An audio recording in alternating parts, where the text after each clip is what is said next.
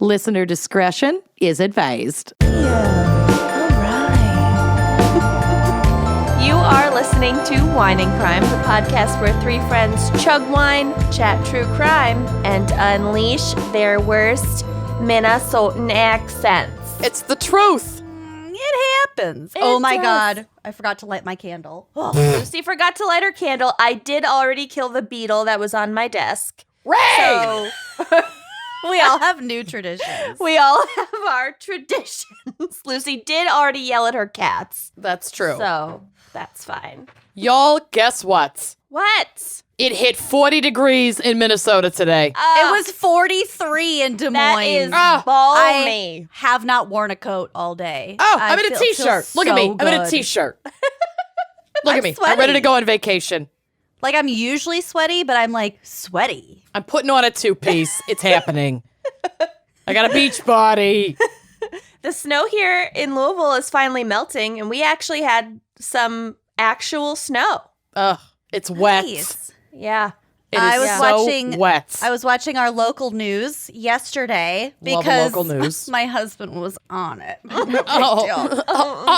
big deal. They said for Iowa, our average total for the year has been 5 feet. Huh. Okay, I well, we haven't had that much. Don't like it. It's very I bought a snowy sad season. lamp.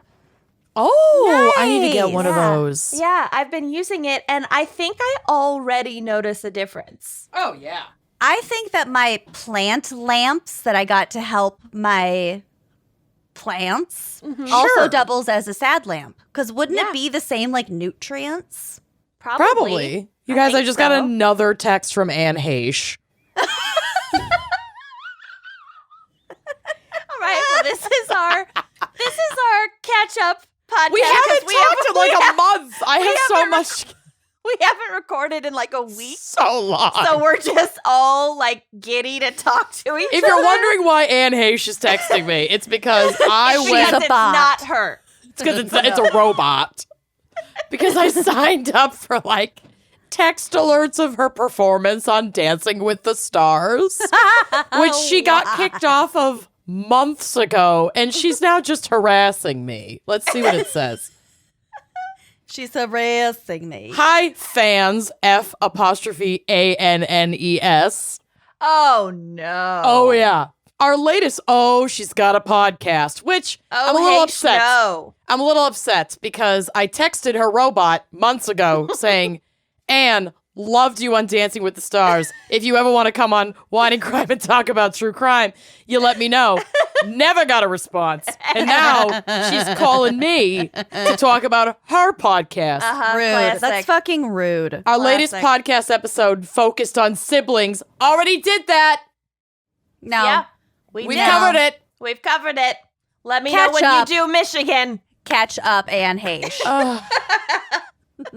So I wanted to sing Billy Joel's New York State of Mind to honor the memory of my brother Nathan. He showed me that life has so much more to offer and to dream big. Enjoy! Would that not have been Barbara before Billy fucking Joel? I don't know, but either way, I'm not going to be listening. Oh, you're over You know the what? Anne I'm kind Heche. of done with Anne Heche. I was peak Anne Heche this 6 year. days, 7 nights. I spent 6 days, 7 nights loving Anne Heche. And Signing now up for her it's just texts. one-sided conversations. She just Yeah. talks about all she wants to talk about. She never Yeah. asks about me. It's all She's a about taker. her. She's a taker, not a giver. I think I gotta unsubscribe. I think so. Yeah, What if I just write follow. back "stop" in all caps? Just see what happens. What if you do and Do it's it. not a robot and it is Anne Heche and her messages are just very It's a robot. robotic?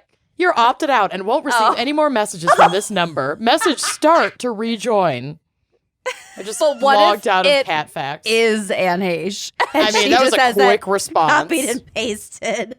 When we first started, when we very first started, and I was DMing people on Twitter being like, hey, we're a new podcast, check us out. Hey, Anne Heche. So many people so many people responded thinking that I was a Twitter bot, including, I think, Josh Hallmark.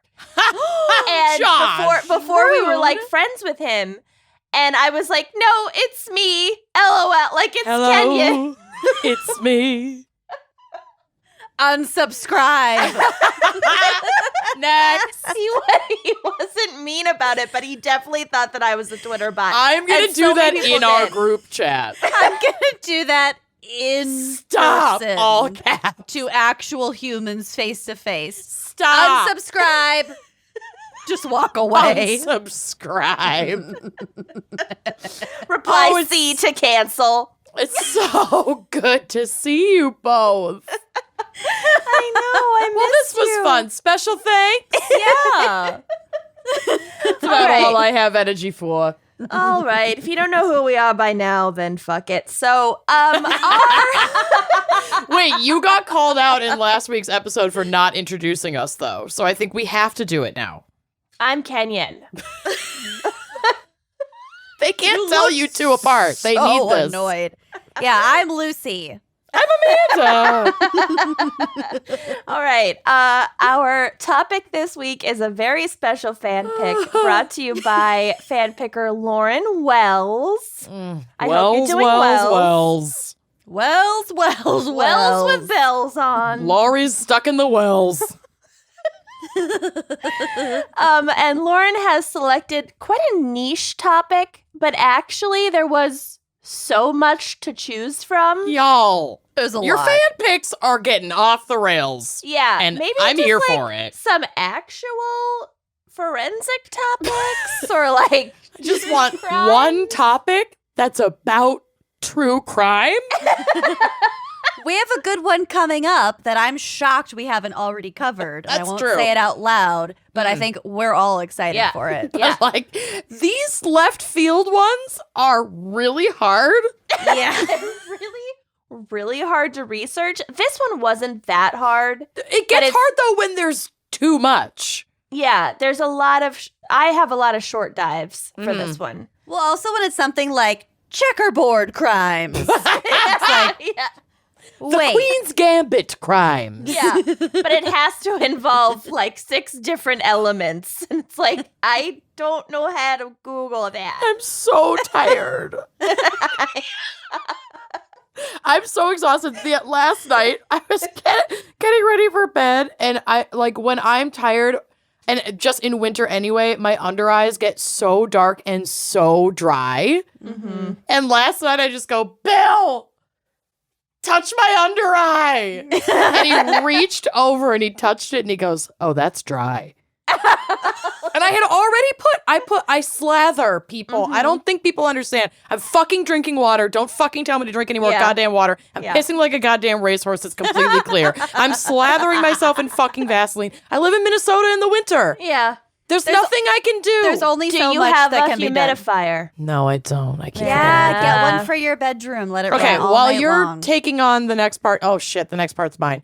When it gets to Lucy's case, I'm going to go online and buy a humidifier. Yeah. So Get my the biggest one humidifier- you can, because my dinky one has to be refilled every goddamn Oh, night. I'm going to get one for the bedroom. I'm going to get one for the main floor. I'm going to get one for the basement. I'm going to get like 50 of them. Okay, I actually have a good one for my bedroom because it lights up and it like rotates color. Oh. Yeah. I And think it we have the lasts, same and you one. fill it up, it lasts, I think you can set it for 3, 6, or 8 hours. And it lasts. like I all just night, leave mine you know? going all the time, and so it has to be restocked every night. I can do that. I can fill it every night. Filling it every night's not a big deal. not that big a deal. The colors are really, I love ambiance lighting. Me too. We have a bunch in our Fucking love. bedroom, so I think that'll be a winner. Yeah, I'll send All you right. the link.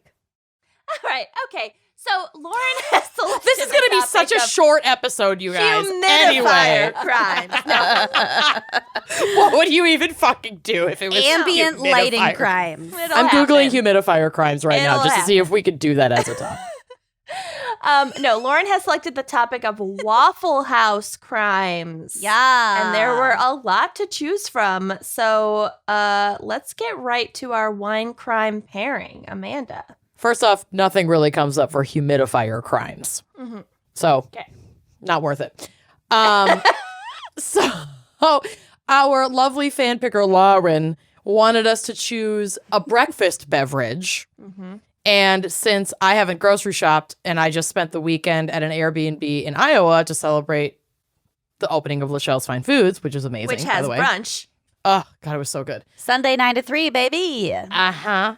I did not have a chance to stock up, but I had in my fridge a beverage that I have had many a morning.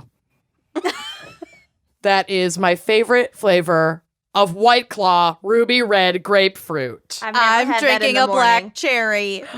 People think that we're sponsored by White Claw. We're and not. We're not. We just like it. We're just basic as fuck. I'm tired The of wine ruby for red the time grapefruit being. White Claw with a splash of grapefruit juice in the morning as like a breakfast cocktail is actually fucking Really amazing. Sounds really good. Like, I am not lying to you, my friends. Yeah. So But she's in a can. Oh, Kenyon, what are you drinking? I'm just gonna I'm fondle gonna this. make a mimosa. Oh, you're gonna make a little Mimo. I'm gonna make a little Mimo. You lucky bastards! We're getting a pop and a crack today. I have like a $12 room temp bottle of Prosecco. God bless it. That's a good Prosecco for It that is. price. That is though. a really La yummy one. Marca Go-to. is my go-to. And Kenyon is recovering from having her back thrown out, so her opening this is going to be a treat. And if you're not already a subscriber at any level on Patreon, Now's the way to time. see her throw her back out again Don't would be even to give joke about $1 that. or more on Patreon to see the video episodes. See her take her one good eye out. Oh my God, that one video where you were pointing it at your window, and then another time where you We were pointed it renters. directly at your face, like the gun is jammed. Let me Okay. look down the bottom of it, But barrel like of it. that cage, Oh, God. it's shot off as soon as I take that cage off before. So be so careful. Okay. All right. Got her Ready? towel. I'm very proud. That was good. Is it Oh, it's overflowing? leaking. A little bit. Yeah. Just into my blanket. It's fine. Good job. Nice pop. Pop. Just into my right. blanket. It's fine. I'm going to crack this 5% ABV, 0-calorie, crisp, refreshing, freshly cut fruit flavor, satisfying Gluten-free. zest. You're going to enjoy this smooth-tasting beverage in any occasion, like before noon. This is mostly, Ready? mostly foam. Yeah. Mostly bees. Oh, that was so a nice. really Crack. good one. All right. So we got a nice pop and a nice crack on this app. It's a twofer. You're It's welcome. a bogle. Cheers, ladies. Cheers. Cheers. I miss my friends. back I miss on. physical touch. I know. I know when I came down to Iowa and we like walked toward each other, and then I was like, nope. I know. Touch I his feet. We were 6 feet apart and did the. Corey tried to hug me and I screamed in his face. No! I know. Sir, your touch. Yes, sir. It fucking sucks. I'm so It's ready. The worst. Yeah. All right. Well, Lucy, what is our background and maybe psych for Waffle House Crimes?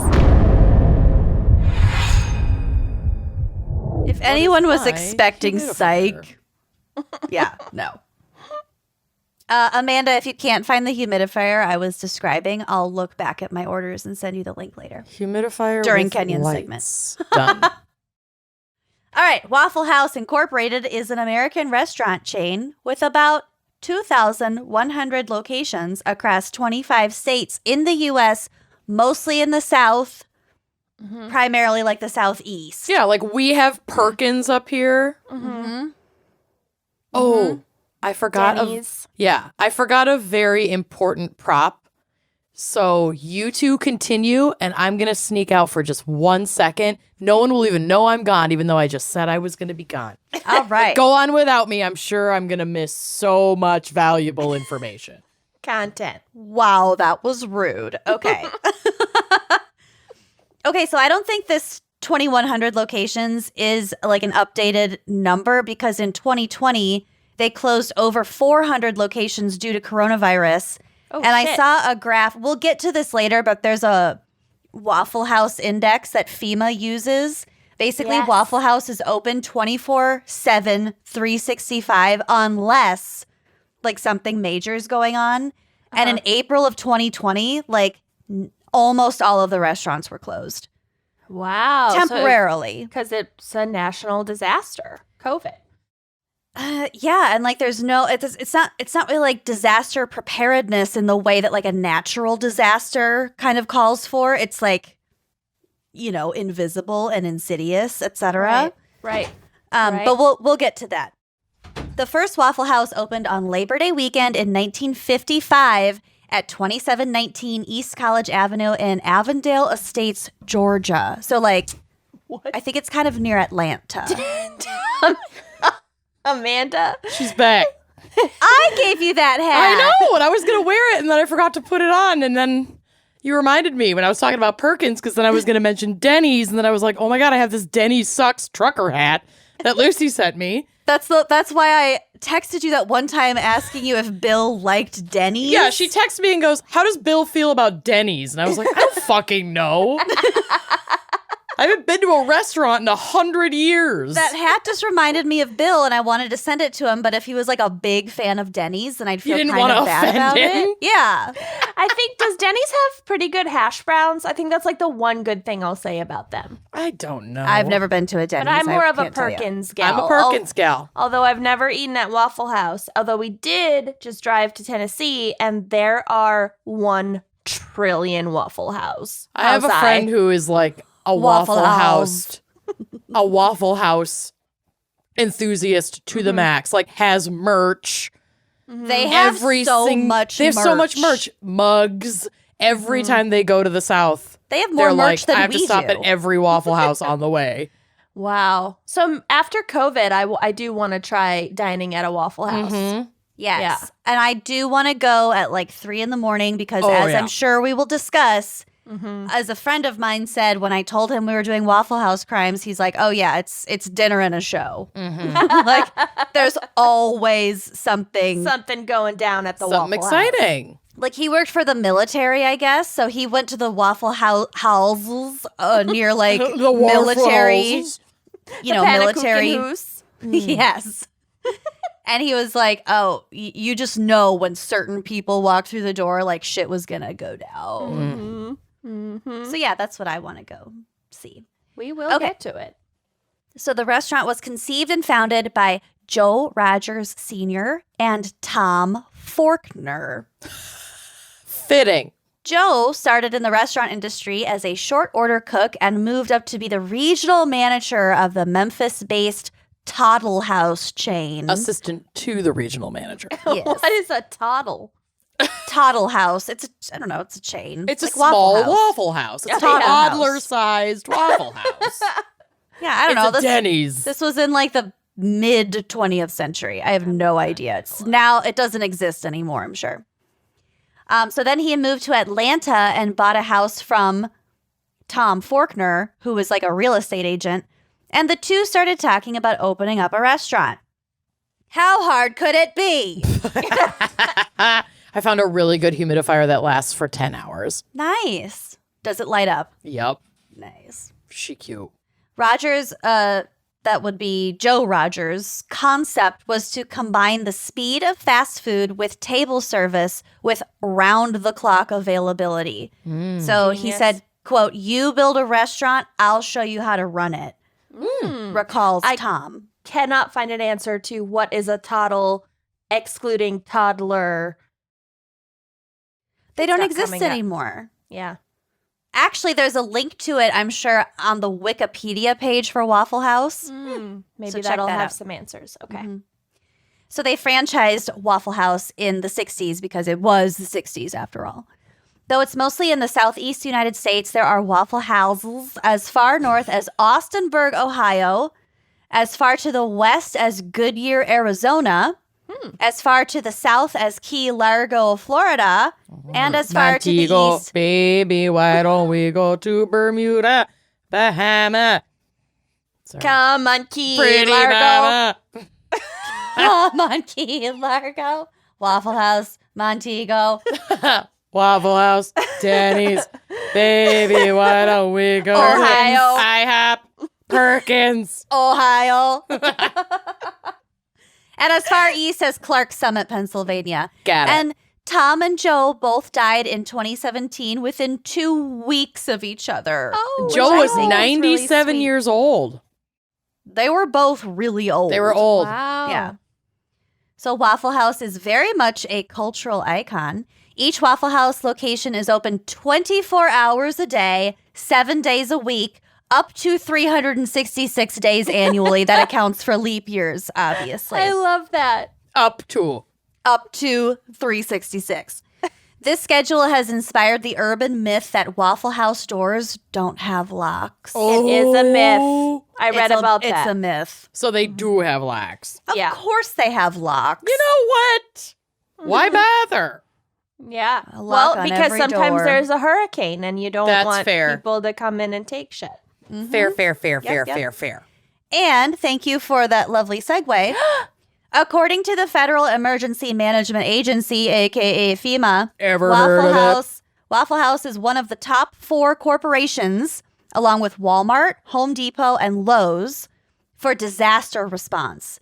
Waffle House has an extensive disaster management plan with on-site and portable generators and positioned food and ice ahead of severe weather events such as hurricanes. So those like franchises, I guess, companies that you listed, they are like consistently ready for like disaster preparedness so that they can help the community.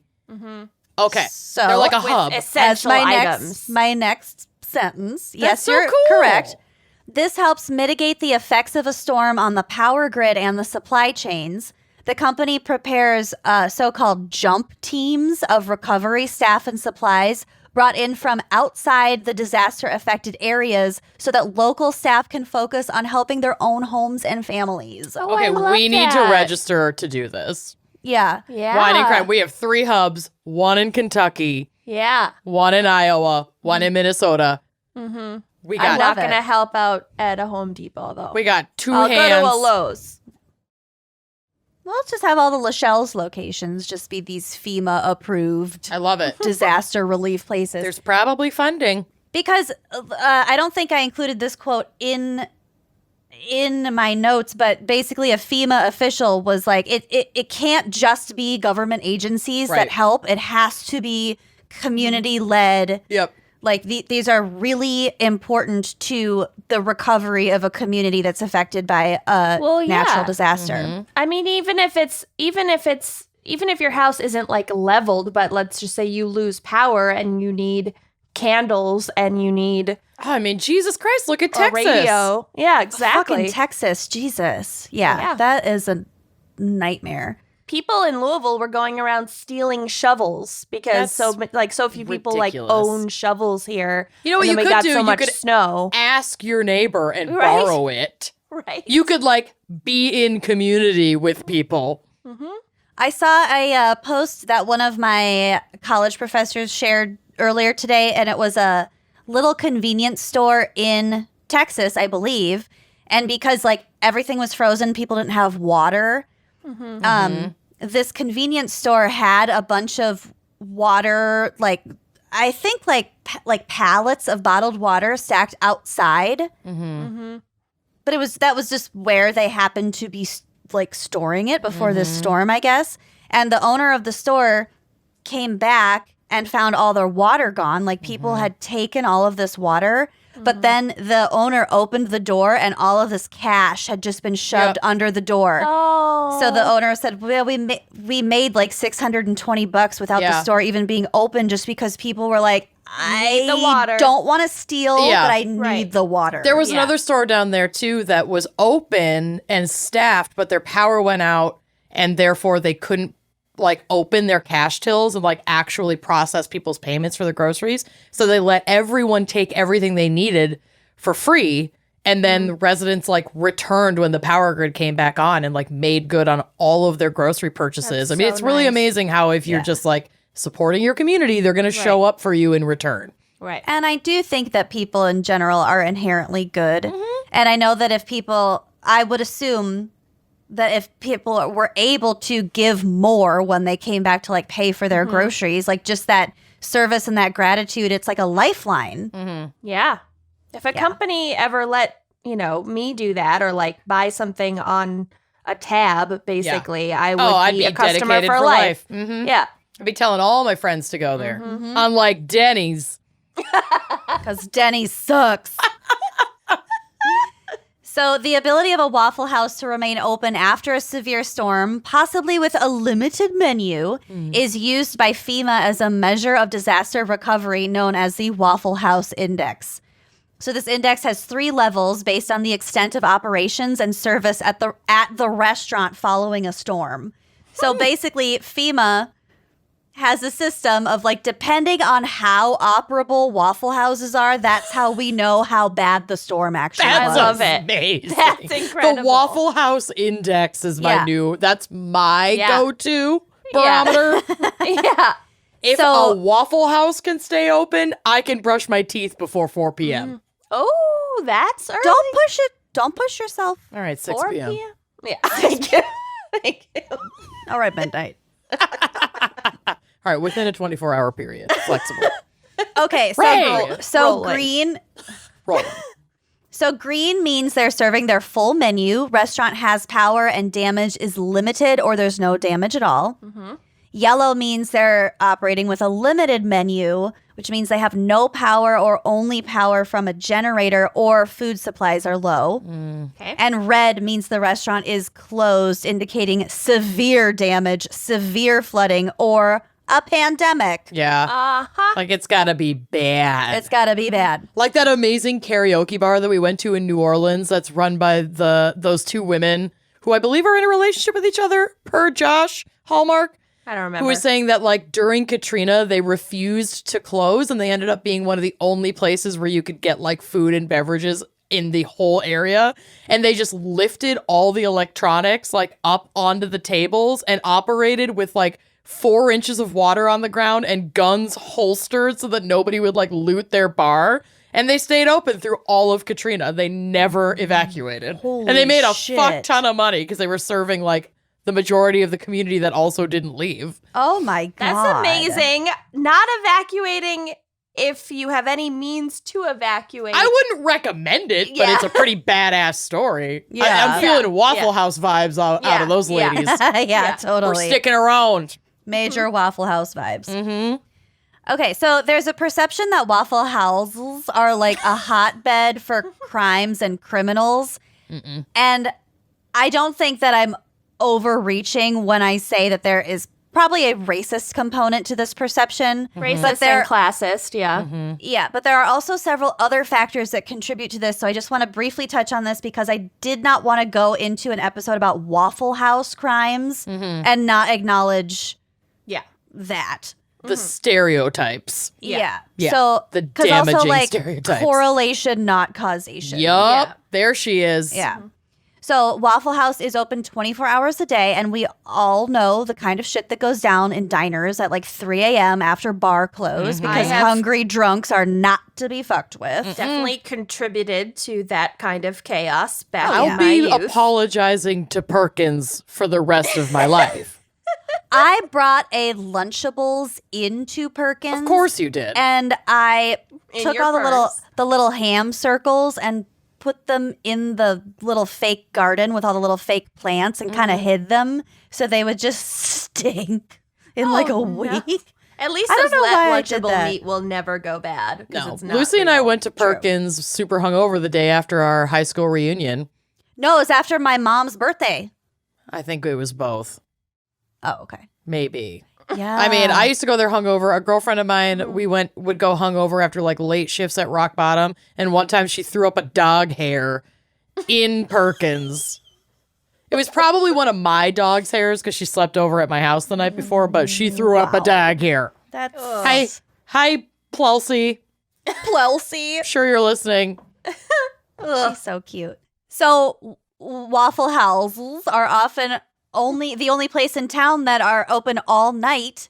So everyone who's out looking for somewhere to eat in the middle of the night are going to be concentrated in this one place. Yeah. It's just a healthy mix of all sorts of people. Listen, if you cast a wide net, you're going to get a lot of tuna. Exactly. A lot of drunk I've heard that tuna said before by no one. by yourself just now.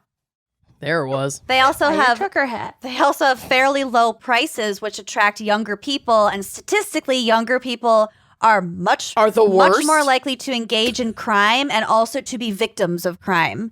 So, those youngins, they're just out looking for excitement.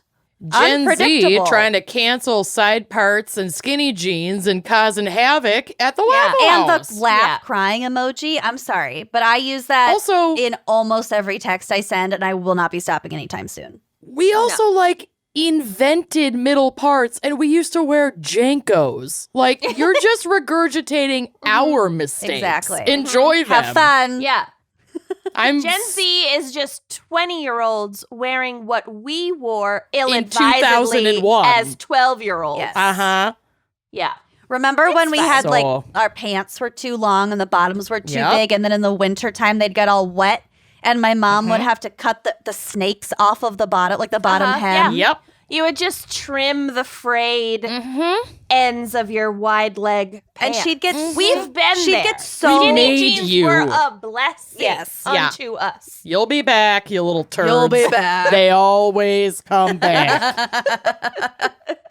Can't wait. A friend of mine sent me a text the other day of like a whole group of people in juicy sweatsuits. Praise Jesus.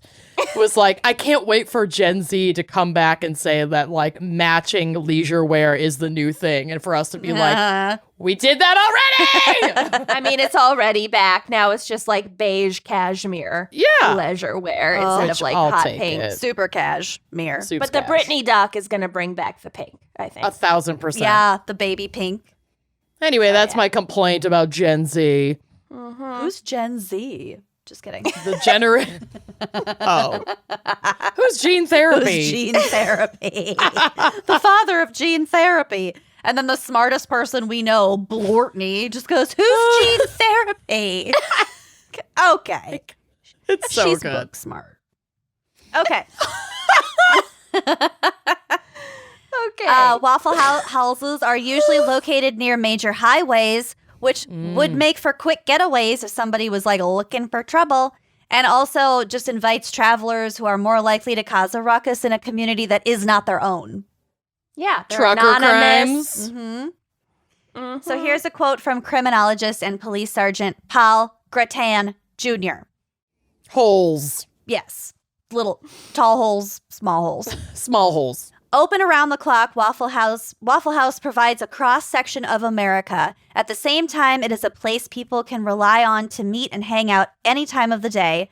The Waffle House is not just a go-to for locals either, but it's also a notorious beacon for truckers and travelers of all kinds. A transient population with no investment in the area, combined with Waffle House's tendency to be something of a town square for many throughout the eastern half of the country, means a higher likelihood of misdeeds. Who's misdeeds? New drag name, I call it. Misdeeds. That good cannot one. be the first. I like that.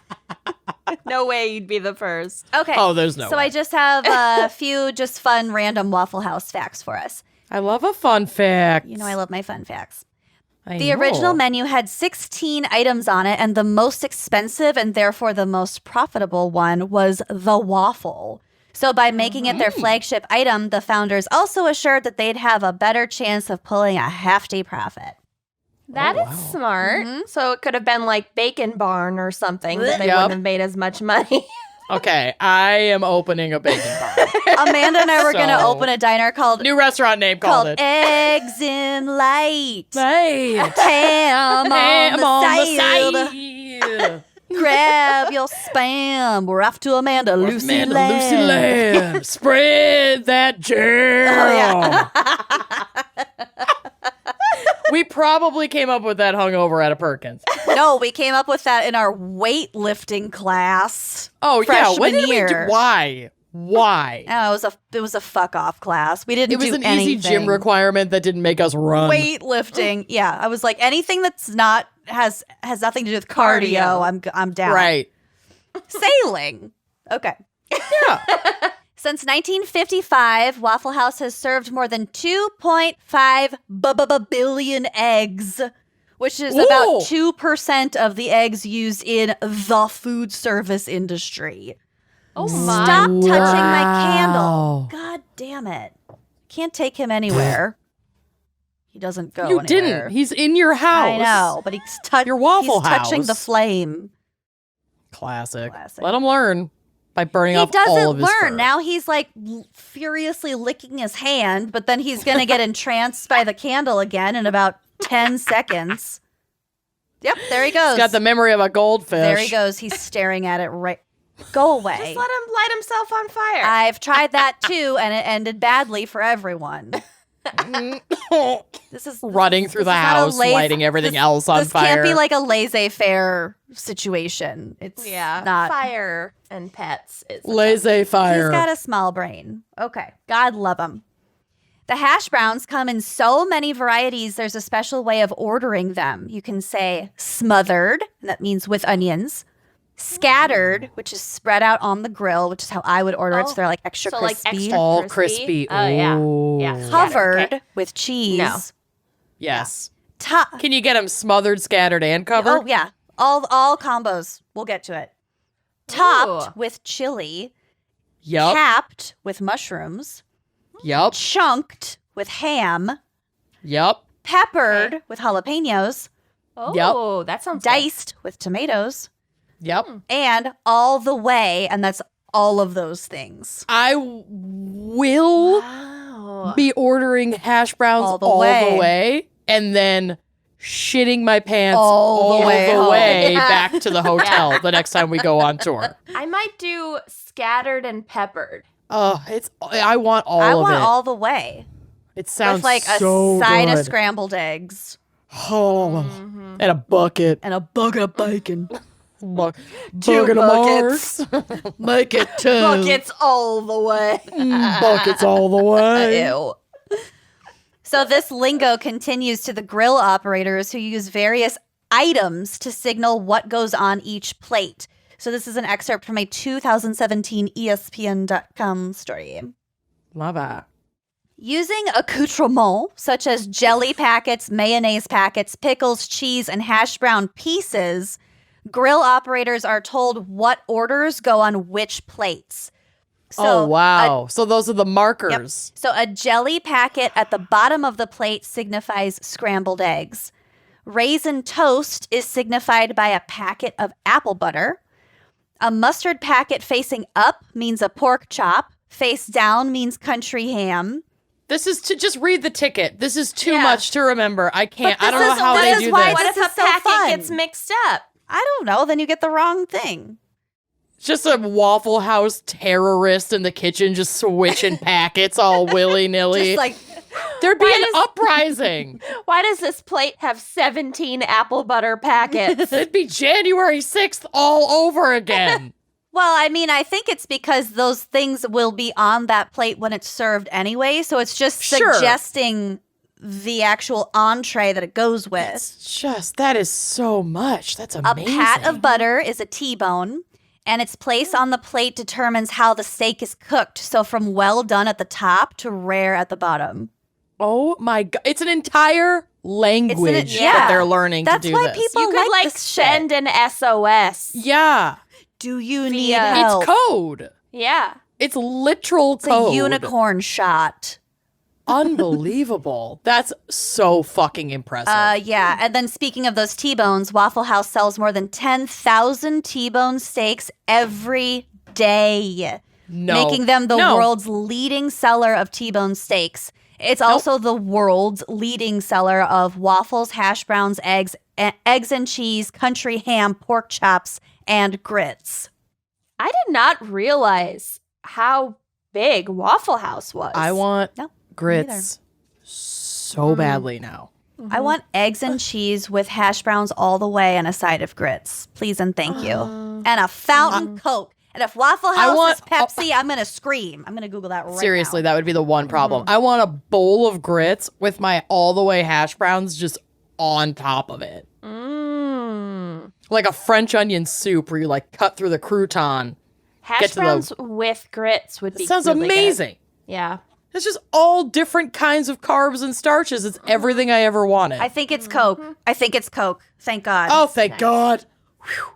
Anyway, Pepsi That was a close Pepsi can call. go to hell. So that's my segment and Well my done. opinion. I bet learned so Denny's much. has Pepsi. Probably. Denny's sucks. Don't at me. I don't care if Denny's doesn't actually have Pepsi. I really don't Yeah, care. we don't care. We're moving on. It's a vibe. It's a whole mood. Right. Should we hear a word from our sponsors? Surprisingly, not Denny's.com. Waffle House. Yeah. What if Pepsi. Oh no. Denny's and Pepsi are sponsoring this episode. Pepsi can go to hell. You know what I really You know what I crave on reach a for hot in the day? morning? A delicious, refreshing Pepsi. All right. Okay. Like I said at the top, there were a lot of crazy So many. stories about Waffle House The Waffle House. to choose from. So I chose 4 very short dives and honestly, like, tried to dig into some of them to find more information and could not. But What happens whatever. at the Waffle House happens quick. Yeah. So we've got the Quick and broad dirty. strokes. It's quick Yeah. and dirty. Okay. On January 14th, 2012, it started out as a typical evening in, I think it's pronounced Beaufort, South Carolina. That was beautiful. Love it. Beautiful That was And- beautiful. pronunciation. I hope that's right because I did just see an HGTV episode about Beaufort, South Carolina, and they chose number 3, and it was the right choice for them. Congrats to them. I wish them all the best. It was the right choice I for think them. they will really enjoy their retirement. So I'm very deeply invested. Please send a follow-up. So it started off as a typical All evening in the this best. Waffle House. Carmista Adams was working the overnight waitressing shift when a customer came in for some late night and, let's be real, probably drunken breakfast It happens. demands. And this customer became unruly and enraged when she had been waiting around for, according to her, 25 minutes for her food.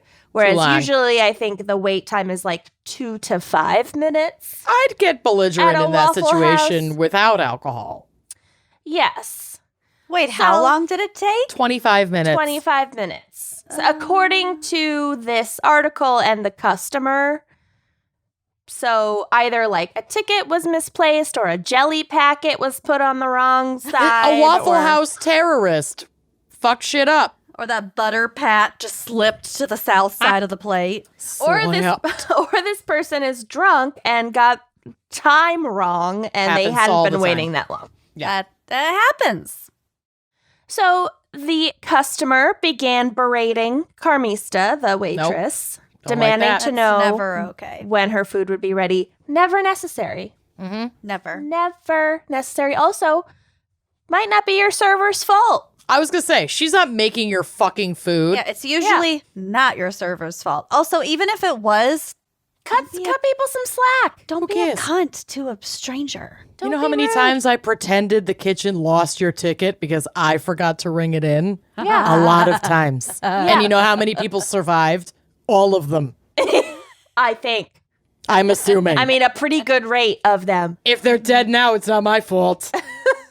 So, You with that Carmista. hat and your eyebrows are killing me right What? now. Can't, no, Amanda's. Oh. The hat with her eyebrows with her just indignant.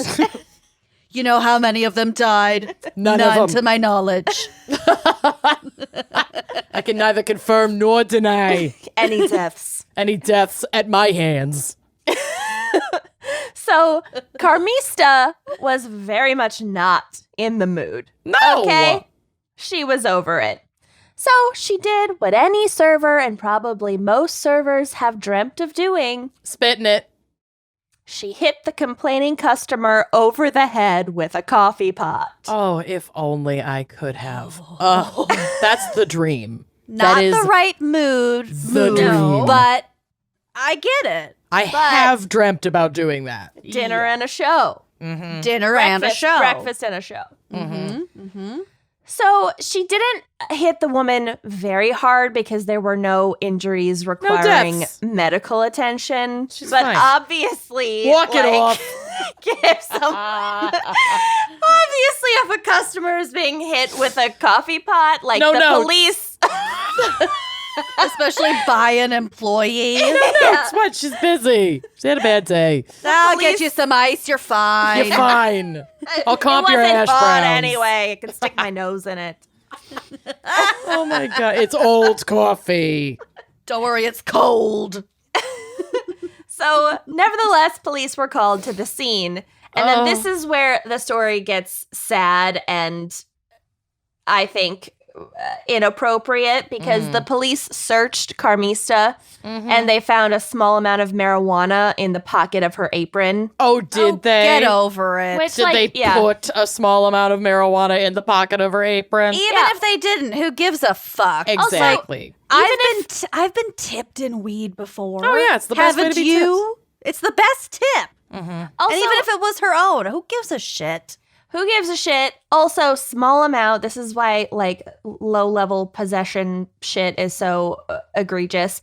And I just don't know how they had the right to search her, even if she had assaulted a customer. Like, why does that mean they get to search her pockets? Right. How is the stuff in her personal belongings relevant to that situation? Right. Period. Right. Obviously, she I didn't don't have know, a maybe- weapon because maybe she used a the- fucking coffee pot. If The she had a weapon- weapon, she would have used it. I mean, She might have given them permission. Who knows? I don't We don't know. know, but So she was arrested and charged with possession along with misdemeanor assault and battery. And she was later released on her own recognizance. And it's unclear if she was able to keep her job at Waffle House or like what happened with those charges. But I hope her manager was like, you know what? She was Fuck being a it. bitch. I We all hope the have bad manager was days. the one who gave her the weed. But anyway. you get a pass. Probably. I'll hire her. Well, restaurants are wild. There's no way to know. Yeah. She was dealing with an irate customer who was like off their rocker. Okay, so next, It's hard to take the higher road. literally. the Sometimes time, but, Karen like- energy just needs to be matched with a coffee pot to the head.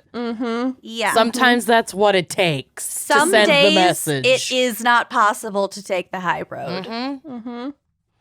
So next That story. said, violence is never the answer. Sure. Funny violence, though.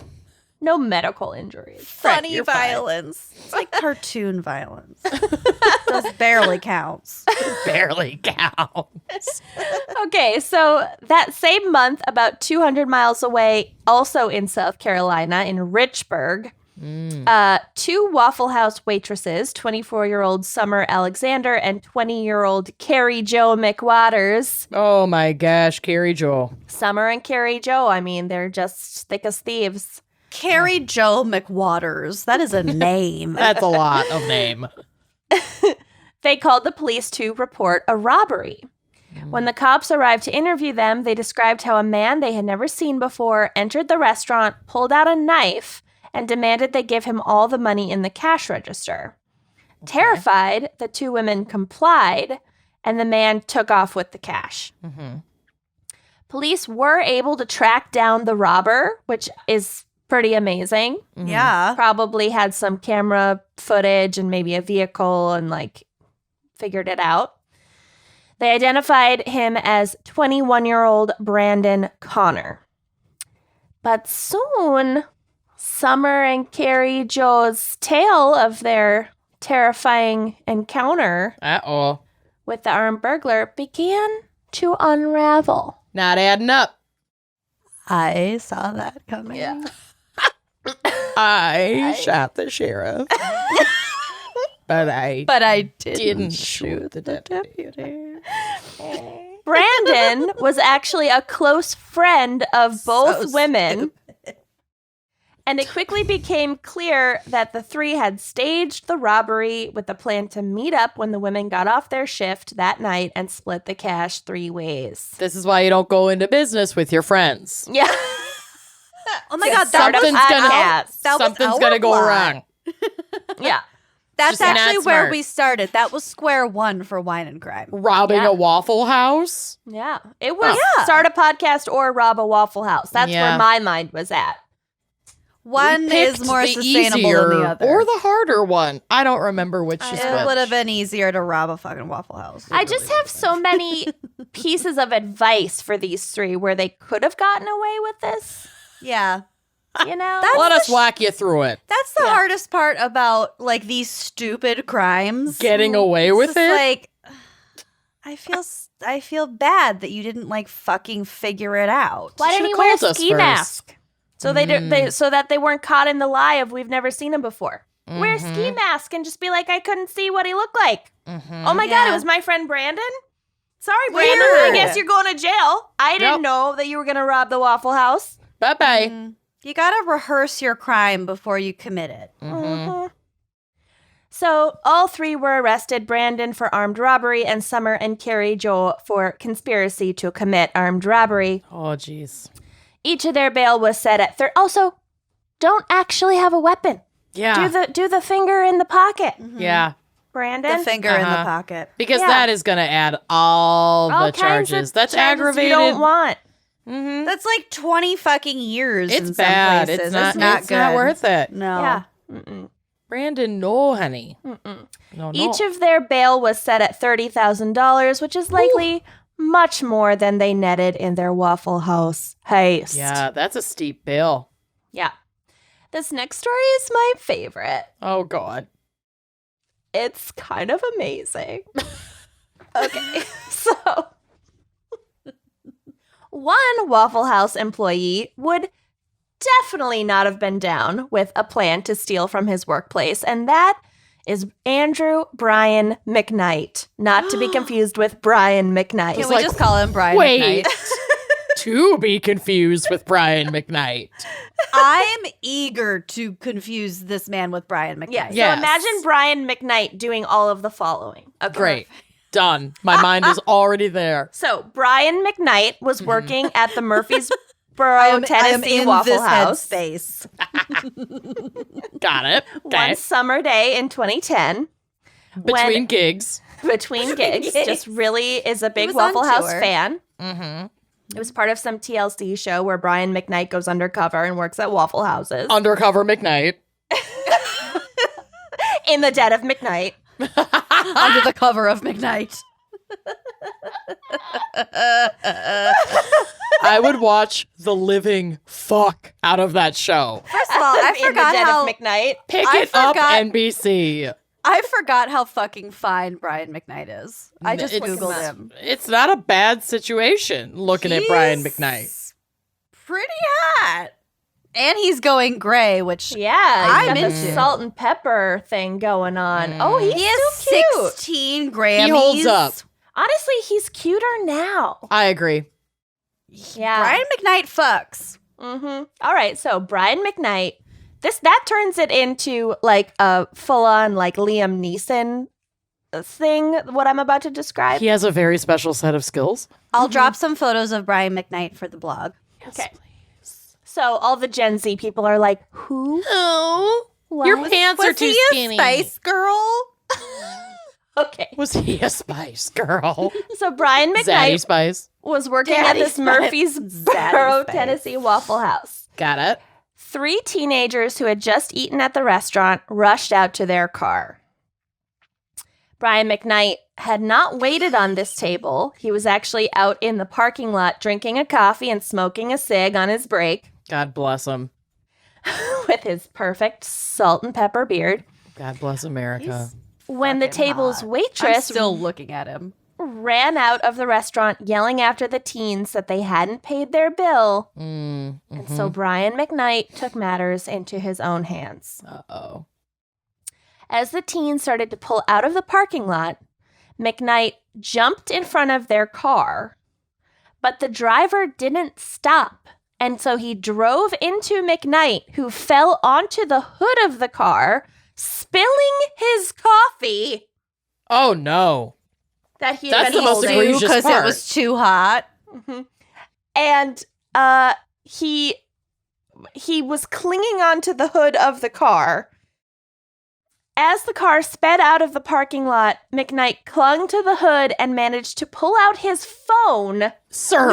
and dial 911. He did have a very special set of skills. And it's 2010, so you 911. know it was like a You like a razor dream or like a come Yes. flip phone. a Two. katana. I Yeah. wanna be with you. 3. He's like dialing 911, Yes. singing that song. 3. That you're the only car for me. So he would describe later on the harrowing experience of trying to hang on to the hood of the car, which was slick with spilt coffee. Yep, and probably syrup. Yeah. As he dialed his phone, quote, I kind of held onto the hood with 4 fingers and I had my phone under my thumb and basically leaned my head as close as I could to my phone so the dispatcher could hear him over the roaring traffic noise and so that he could, like, have less, like, wind force pushing his body up. Wow. I'm thinking of trying to grip, like, the hood of my Honda Accord. There's not a lot there. Not a You lot just to gotta, grip. hopefully you can, like, get where the windshield wipers where the are. wipers Yeah. are. Yeah. But that is really something I told- have never had more admiration for Brian McKnight. I know. He told the dispatcher, quote, yeah, I need you to... Oh, sorry. This is during the call, so I was probably a little too casual with that. Yeah. I got hit by a car. I'm clinging for dear life. Come down at your convenience. I'm traveling east on Highway 205. Okay, but... yeah, that Brian McKnight. Yep. I'm on the hood of the car. Okay. He told the dispatcher, yeah, I need you to send a cop to Highway 99 at Cason Lane immediately. I'm stuck on the hood of somebody's car and they refuse to stop. Oh. Okay, At I this- was joking. I know. He like had the wherewithal to like know what highway he was on. I'd Right. be like, I don't know, I'm by the Waffle House that's like across from like the Starbucks and it's near the outlet mall. I You know what I'm never saying? know where I am. He reports like, a really the big mile pine marker. tree. Like the mile marker. Oh my God. I could Yeah. barely tell you my address right now. Yeah. I'm about 500 yards west of the What's 92nd west? Street exit. Yeah. Yeah. At this point, the car had accelerated to nearly 60 miles per hour. My God, that's faster than a roller coaster. The dispatcher that's resp- so Sometimes. he could have been killed. Yeah. Literally, multiple I'm times. shocked that he's still touring today. Yeah. So the 911 dispatcher responded, "Now What? do what now? What? Do what now?" When the You're aware? 911 dispatcher is confused. Yeah, that's you're not good. not in a You're great not in a sitch. great situation. You're not. You are not. So the driver, an 18-year-old boy named Christopher Allen Miller, Yep. Yes, all Allens. There it is. Except for my grandpa. continued driving for 5 minutes before That's stopping. a long time. Uh-huh. That is a long That's time. at 60 miles an hour, that's 5 miles, Mhm. right? I think so. So let's A just mile go a with minute. that. That math tracks. Yeah. Does it? I don't know. At this point, McKnight jumped off the hood and demanded the boy hand over his car keys and began screaming at him for nearly killing him. And if you've been driving and this man has clung to the hood of your car this whole time and you finally stop and he's like, give me your keys, wouldn't you be I like, would do okay. it. Yeah. I'd be like, fair. It's like You the got time. me. It's like the time. Oh my God, I really could have gotten killed in this moment. Which I was time? It was at my old apartment, and it was late at night on like a Friday night, and I was home by myself, and I heard a car hit my neighbor's car, which was parked on the street. I remember Oh. this, yes. And I ran outside in my socks. This was the most egregious part. But like I at first was Who watching wears socks? outside, and I could tell that the driver was fucking wasted because he couldn't figure out how to like back up enough to like get away from the smashed car and like Wasn't great. continue driving.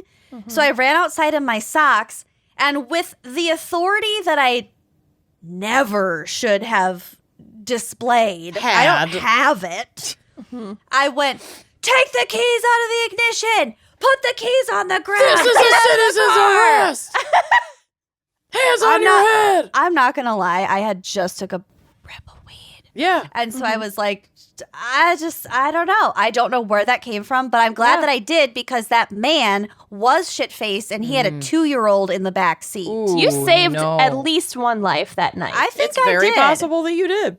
yeah. And then, of course, white men, the guy who wears not going to use that word, a sleeveless white tank top, comes out of his house fucking eventually across the street, and the cop is only talking to him. And I was like, excuse me. I'm the one that I did was this the first citizen's one on the arrest. scene. Yeah, I did my your citizen's job. arrest. Yeah. Cop did not want to speak to me. Both white guys, whatever. Not surprising, but also like, I saved lives. Yeah.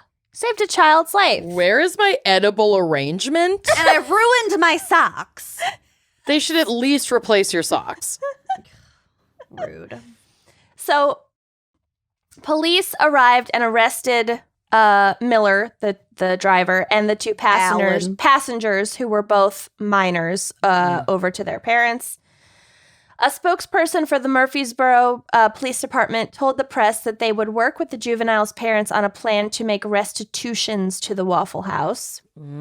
Also, can you imagine being a minor or like one of this guy's like a couple of these guys' friends and driving for a full 5 minutes plus with a man clinging grown to the man hood of your They car? were clinging like Spiderman to your car. They're teenagers. They're like, oh, let's dine and dash. Suddenly, there is a man on the hood of the car, and your dumbass friend won't stop driving and just keeps accelerating. I I can't. No, Yep. I can't. I can't. So, remarkably, Andrew Brian McKnight was not injured. He later clarified in an interview that he had not meant to do anything heroic and had definitely not intended to end up on the hood of the car. He just wanted his coffee. The teens had simply driven into him and he had no choice. Wrong So, place, like, wrong he didn't time. jump onto the hood. No. No, He it just stood escalated naturally. And Hey, I'm walking here. Yeah. Yeah. He told the journalist who'd asked if he'd make the same choice to go after the teens if given the chance again, quote, I didn't want to do this the first time. Yeah. As for doing it a second time, it'd be a different story.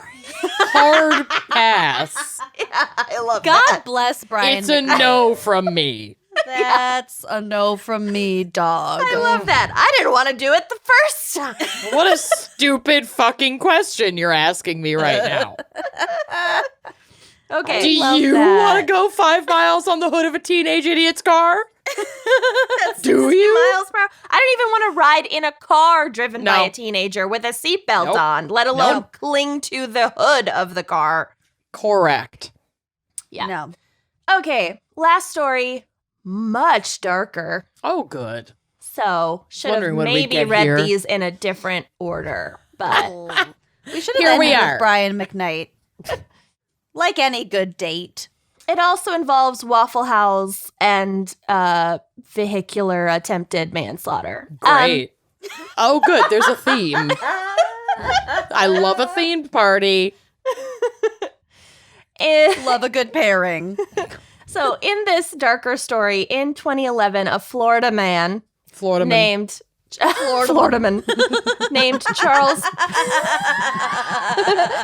Charles Patrick O'Brien called the Panama City Beach Waffle House where his wife, Danielle Gibbons, was working as a waitress and demanded to speak to her. Just Oh. Panama! Yeah. Panama! Yes. Yes. Yeah. Okay. Just roll So- with it. When Danielle's coworker refused to put her on the phone because she was working and also yeah. maybe the coworker realized what a piece of shit this guy was Mm-hmm. and Yeah. probably knew that there was abuse going on, Mm-hmm. refuses to put Danielle on the phone. O'Brien then threatened to drive his truck, quote, through the building and kill everyone, and Oh, then hung great. up the phone. Cool. Cool. And unfortunately, this proved to not be an empty threat. Oh, jeez. God. No. Later that same day, he crashed his 1987 Ford pickup. This Ish. is in 2011. Get out. You gross.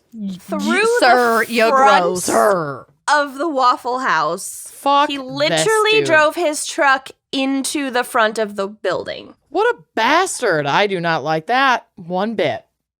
No. After the collision, O'Brien emerged from his truck wielding a knife and began threatening Danielle, his wife. Okay, so the attempted vehicular manslaughter wasn't quite enough. No, then there needed to be armed, Whatever.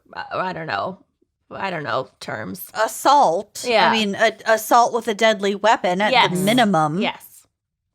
Attempted homicide. Mhm. Yes. Abuse. Someone present at the scene was able to subdue and restrain O'Brien using a broken piece of metal from the ensuing debris as a weapon. Wow. Damn. More like McKnight level quick thinking. Mm-hmm. I was going to say, where's Brian McKnight in this When you situation? need I know. Yeah. He's just protecting Murfreesboro and not Panama City Beach. He's busy. So, Gotham, a.k.a. Murfreesboro. AKA Murfreesboro. He's not the hero we deserve, but he's the hero we need. so luckily for this brave bystander, the Panama City Beach Waffle House happens to be located directly across the street from the Panama City Beach Police Department. Oh, that is convenient. So they didn't have to Fucking wait long No. for the police to get there. They could casually stroll over Yeah. and still beat like their average response time. Probably. Can't you imagine the police just sitting at their desks, whatever, and then just Getting like that call. looking out the window and seeing an 87 Ford pickup smashing through a Waffle House and then a bewildered person with a chunk of metal. Like, Yeah. We should probably help. No call was required in this specific incident. God. so Danielle was injured in the crash and taken to the hospital, but she didn't suffer any life-threatening injuries. So I Was she believe the that she only has one recovered. injured? No, I think some other people were injured. Nobody was killed. Thank Okay. God. I mean, that's a God. miracle. Yeah. O'Brien was arrested and charged with attempted murder and felony criminal mischief. Mm-hmm. Honestly, they shouldn't even use the word mischief because that just seems like such a silly term. I know. Yeah. You sneak. It sounds It's like a catch-all for I don't know what the fuck this guy was thinking. Right. Like, I y'all know, are but not it's- going to believe this. It's such a silly, stupid, casual word. It's Yeah. like, yeah. It's a Floridaman catch-all. yeah. Floridaman. I couldn't find any specifics, but I'm assuming he was convicted because I found a record from his appeal, which revealed some further very important information. So I want you both to be paying attention. The name of his defense attorney was Jonathan W. Dingus, No. which I think about sums this case up. Esquire. Yeah. I feel like that person has represented Donald Trump. Yep, Jonathan W. Dingus, Esquire. I'm obsessed and changing my name and becoming a lawyer. Could I just change my name to Amanda W. Dingus Esquire? And have thought Esquire be your last name? I think Yeah. you could, probably. What about misdeeds? I'll throw it in there. Also, nickname. my high school boyfriend, who you know about, his mother had a friend whose first name was Dorcas. Yeah, Puritan name. It's a Puritan name, Dorcas. Duh. And I always Dorcas. joked that her last name was Malorcas, but it wasn't. It was like Wilson. But Wow. yeah. Johnson. Don't hear of many Dorcases these days, sadly. Let's bring Dork it back. guy. All of the pregnant people out there. Yeah. Consider Dorcas. List. Make it trends. All right. So those are Let's my break cases. the internet. Break the Dorcas the internet. Dorcas Well and done, Dingus. Kenyon. Nice job. Good job, Kenny Bunkport. That was a good smattering of shallow dives. I liked It was a solid smat. It was right. a scattering, like the hash brown. Hash browns. Scattered. Extra crispy. So hungry. Let's hear a word from our sponsors. I wanted to go a little outside of the low dangling fruit of Waffle House crimes. And in my Google search of Waffle House embezzlement, Oh. I discovered a story that had ranch in the title and was immediately disappointed that this was not referring to the dressing. Oh, fuck. Common mistake. Special thanks. Here we go. Skipping it entirely. Goodbye. Denny sucks. So, Lucy mentioned him earlier, but we're going to talk about Joe Brian Rogers. McKnight. Oh, sorry. And Brian McKnight. Joe Rogers Jr., Oh. CEO of Waffle House. So he took over the family business built by his father, Joseph Wilson Rogers, who, as we know, founded the Waffle House franchise in Georgia in 1955. Joe Jr. is the oldest of 4, 2 boys, 2 girls. Oh, so perfect. I know. And he took over for his father as CEO in 1973. It was the 60s. So Joe has done quite well in the business for the most part, but he hit 2 significant snags in his career. Really both times by employees trying their darndest to extort him. So first, let's go back to 2012 and the scandal of the Waffle House sex tape. So I guess you could say there's some ranch dressing in this case. That's what I need to start Googling instead of whatever the crime Topic, title is. and then sex tape. And then murder, which is what I usually do. I just always do that first, see if anything comes up. I need to do, whatever sex tape. Waffle House sex tape, I did Google after finding it the first time, and it had a lot of hits. A lot of results. Yeah, there is ranch or some kind of cream-based dressing. Gentleman's ranch dressing. Oh, I Joe, am so who is hungry. married to his wife Fran, began an affair with their housekeeper in the early 2000s. Joe Jr., obviously, right? Yes, Joe Jr. Classic. The two engaged in what was claimed to be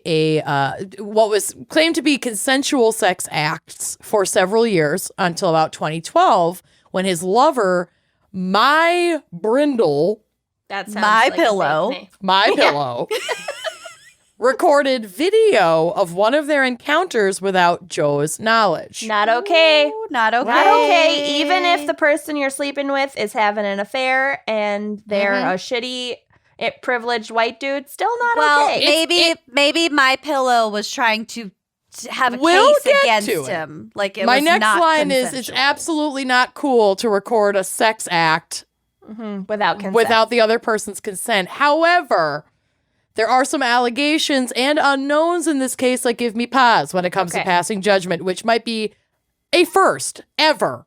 I am so fucking judgmental. I love passing judgment. As your Denny's sucks hat clearly states. Yeah. So in 2012, Brindle, My Pillow. My Pillow sued Rogers for sexual harassment, claiming that Joe had been harassing her for years while she was under his employ. Ugh. While Joe admitted to the affair, he staunchly denied any harassment or lack of consent between the two parties. One of Brindle's attorneys in the lawsuit, David Cohen, wrote to Rogers in July of 2012, encouraging him to resolve the allegations and warning that failure to do so would lead to, quote, media attention, criminal charges, divorce, and the destruction of families. At this time, Joe still did not know about the existence of the tape, but this suggestion from Brindle's legal team started looking like blackmail. Another letter from her legal team arrived on July 16th asking for millions of dollars, about $12 million to be exact, in a settlement. This led to a countersuit from Joe and his legal team, and the sex tape was uncovered. This sexual harassment lawsuit had been going on for 6 fucking years already when the tape surfaced, Damn. which Brindle thought would be the golden ticket, but it ended up being a bit of a mess for her and her legal team. 6 years before the tape? Yeah. That's a lot. It's a long lawsuit. Yeah. Damn. So, Brindle and her 2 lawyers, David Cohen and John Butters, were all brought up on charges in the sex tape scandal because her lawyers had advised her to make the tape. So they're also complicit. Oh, that's Oh. not good. Nope. That doesn't sound great. All 3 parties were charged with unlawful surveillance, and the trial had to have been a bizarre one because the jury had to watch the tape as evidence. It was Yeah. entered into evidence. So this quote is from the Atlanta Journal-Constitution, which, yes, I had to set up a 99-cent a month registration to get this full article. And I will Send forget it to the right cancel it. people. Unsubscribe. I will forget to It unsubscribe. Quote, the sex tape was shown during the trial, and on Tuesday afternoon, the jury asked to view the tape a second time as they deliberated. Was anything blurred or no? No. Oh, no. You got to go in raw. You got to raw dog it. Get all the evidence. They has to watch it again. In the tape filmed in Rogers' home, a nude, recently showered Rogers asks Brindle to, quote, pop his back. And Brindle goes into another room with the camera to retrieve towels. After positioning the camera in that room, Brindle returns. Like a massage pop his back? Yes, Or and just, we'll like, kind of get to Pick that. him up. Like you pick up your friend really It was quick. probably and it kind more likely a massage, and we'll kind of get to it. Oh, okay. So Brindle returns to the bathroom where Rogers can be heard moaning minutes later. So I don't know how much was actually seen on the tape. It was, but who knows? Mm-hmm. Shortly after that, Brindle retrieves the camera and the two go into Rogers' bedroom and engage in a sexual act. The remainder of the video captures a casual conversation between the two. End quote. Joe Rogers Jr. cried in the courtroom as the tape rolled, then testified that the So they just played it in the courtroom and then later played it To when the the jury jury, asked to see yeah. it again. Yup. Yeah. Then testified that the acts captured so were cringy. typical of their rendezvous that began in 2003, about 6 months after she was employed. What started as an offer of massages by Brindle, which Joe paid her for. So, he paid her for her services as housekeeper, but then would pay her to be his masseuse. Mm-hmm.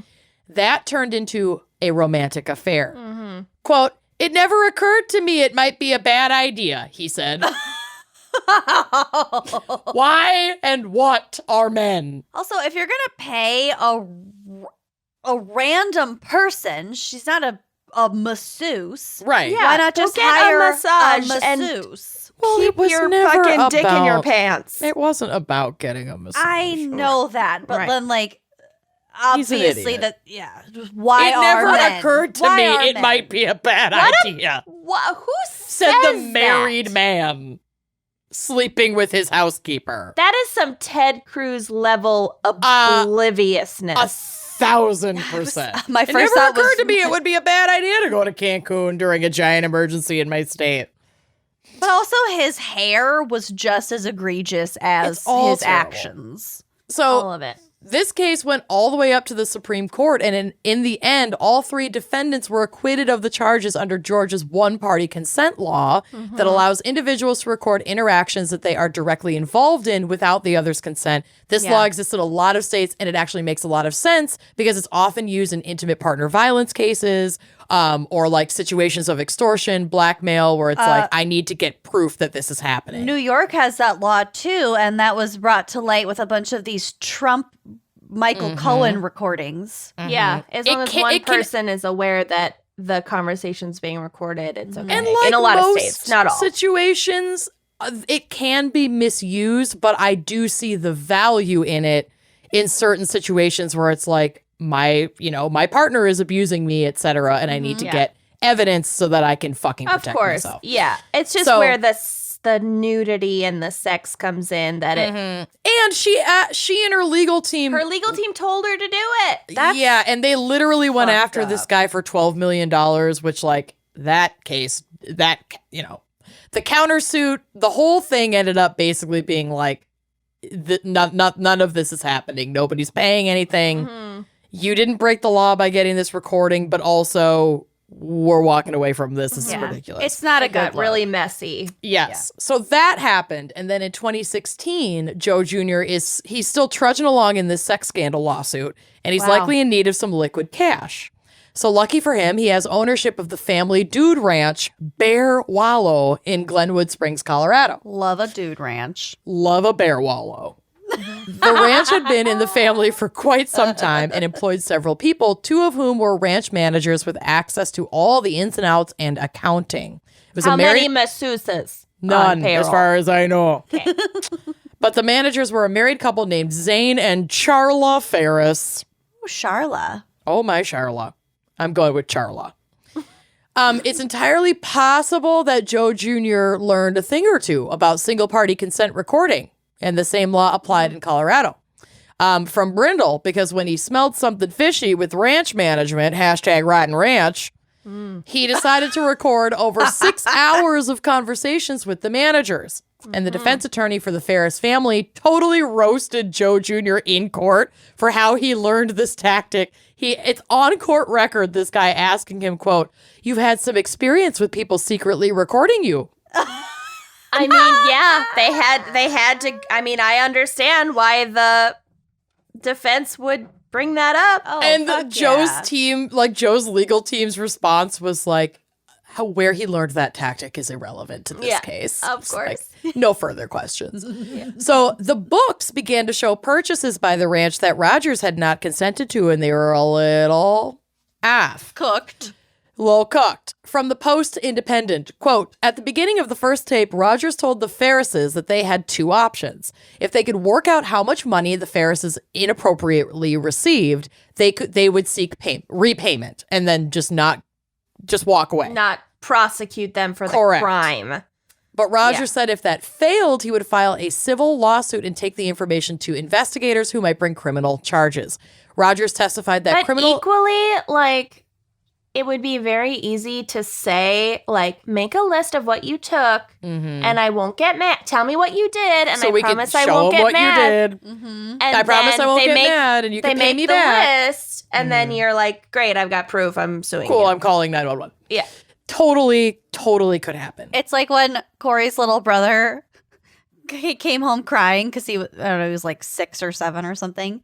Came home crying, and his mom was like, "What happened?" And he goes, Joe called me the A word. And Kim was like, "What did he call you? It's okay. You can say it." And Alex was like crying. He's like, "I can't say it. I can't say it." And Kim was like, "You can say it. It's okay. Tell me what word he called you." And he goes, "A bitch."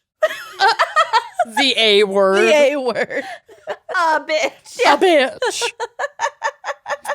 Oh, honey. How cute is that? That's very cute. Still can't spell to this day. Right. Love it. Just kidding. Hi, Alex. So, Rogers testified that criminal proceedings may not recoup all the money that the Ferrises allegedly stole from him, but a civil case where the burden of proof is less might yield the total that he lost. In subsequent recordings, Rogers confronted the Ferrises with a host of issues that his own wife, who's also a bookkeeper for the business, Fran Rogers, considered suspicious or fraudulent. The Ferrises admitted on tape that they used some ranch funds for personal goods. When Rogers questioned how the Ferrises bought property in 2012 and 2013, totaling by his count around $1.3 million, the pair maintained that they paid for that property with their savings and a large gift from an uncle, quote unquote. Okay. Uh-huh. So the ways... $1.3 million. That's a lot. Yeah. And, because, okay, so Roger around this time, 2012, 2013, whatever, was like starting to think about unloading this property because he's still in the middle of this other litigation. And so the Ferrises are like, well, shit. And we'll kind of get to it. They're going to lose their meal ticket. They're going to lose their meal ticket, but also they have cattle on that property that's theirs that doesn't belong to the ranch. So it's like, we need property. So there was it was very weird. There could have been better communication between all parties, basically. There probably could have been, but also the and also Ferrises less embezzlement. totes stole. Yeah. So there's that. Joe Roger Jr. can fucking sell his ranch whatever he wants to and be like, you guys just got to figure out where you're going to work next and where you're going to put your goddamn cows. That's not my fucking problem. But he didn't. He was like, I'm thinking of selling this. Be prepared. Communication. The ways that they got money were very clever and really hard to distinguish from typical ranch expenses. So, for example, the Ferrises also sold goods that were curated at the expense of the ranch, like hay.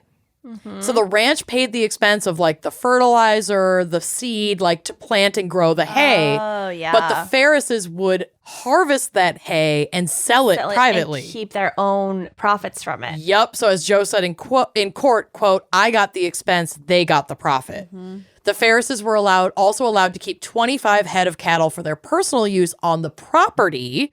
Like, Roger said that was okay, but Roger said that he discovered later that they were using ranch funds to care for and like feed the herd, which is not the original agreement. They were only allowed to just have them on the land. It sounds to me like Rogers didn't know how to fucking run a ranch. 1,000%. And was like so much completely muddy tuned shit. out. Yeah. And Well, it's not like he was hands-on with this ranch anyway. Like, it was literally owned by the Waffle House Corporation and was like used for company retreats and stuff. And then he purchased it from the Waffle House and like just kept it for himself, but still used it for like company retreats, whatever. I think the Waffle House probably, obviously needed to like sell off some assets, et cetera. And he was like, well, I have this money. We don't want to lose the ranch. So he was keeping it and operating it, but it was in Colorado and this guy was living in fucking Georgia. It's not like he was hands-on with what was going on with this ranch. Necessarily. No. Right. So He was a city slicker. Yeah. So he said, He quote, was they had literally a pretty Billy Crystal. they had built a pretty sizable cattle herd and the ranch was paying the expenses, Rogers said. So though Joe Rogers Jr. believed them to have stolen, upwards of $1 million, the couple were only convicted of committing felony theft of between $5,000 and $20,000. They were because not they much. had they had actually done it in such a way that was like so muddied with the expenses of the ranch that like no accountant could have Maybe proven. your cows ate all this feed. Exactly. Yeah. So they were found not guilty of tax evasion and counts of animal theft / theft of agricultural property, for which they had also been originally charged. While the couple faced up to 3 years in prison, they did not get prison time at their sentencing in November of 2019. Judge Denise Lynch sentenced each of the Ferrises to 5 years supervised probation, 200 hours of community service, and to pay restitution in an amount to be determined later, which I couldn't find what that amount was, but who cares? Judge Lynch noted how packed the courtroom was with supporters of the Ferrises. Their defense attorney, hometown advantage. Yeah. Their defense attorney made a show of it, asking all the folks in there in support of his clients to stand up. Over 20 individuals stood, and their attorney remarked that if he'd elected to call them each forward to give statements of character, they'd be in court for hours. And Judge Denise responded, quote, "I'm not going to let you call all of them. I have a basketball game to watch at 6:30. And that was like the end. Like, we're done here. Well, I have a gotta go. basketball game to watch. I was going to say at first I don't like the sounds of Judge Lynch, No, but I hate actually it. I kind of love her. Unfortunate I'm last name. picturing Jane Lynch, Yes. basically. Isn't We'll that allow it. what's her name? Oh, yeah. Yeah. Yeah. All right. And that's my Waffle House case. Nice. Well, it's job. amazing that you found a sex tape and embezzlement related to Waffle House. There is ranch happening here. Yeah. Thank you very much to our fan picker, Lauren Wells. This was a challenge, but a pleasure. But it went Wells in the end. Yeah, it did. It did go Wells. Yeah. All right. Well, we'll talk to you guys next week. We'll see you next week. We love ya. Bye-bye.